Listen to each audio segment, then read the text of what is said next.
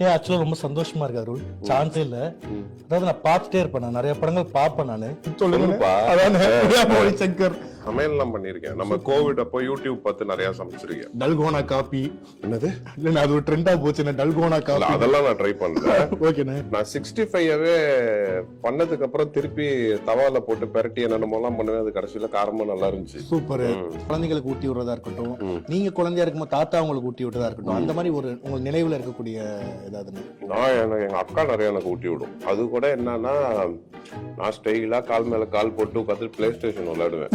அது எனக்கு ஊட்டி விடும். எங்க அக்கா எனக்கு நிறைய ஊட்டி விடுவாப்ல. எங்க அம்மா வந்து எனக்கு தெரிஞ்சு நான் காலேஜ் படிக்கும் போதெல்லாம் கூட எனக்கு ஊட்டி விட்டுருக்காங்க. போயிடலாமாண்ணே? ஓ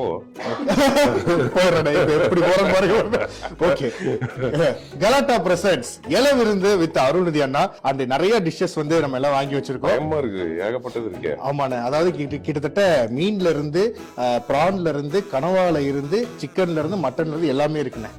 ஓகே, ஃபர்ஸ்ட் மீனை வச்சிருவானே. ஓகே, நானே இருக்கேன். ஓகேண்ணே. நீ அவ்வளவு நீ வச்சுப்பியா? இல்ல, இது தூக்கி இங்க வச்சத ஒரு மீன் துண்டு போட்டு எடுத்துக்கிறேன்.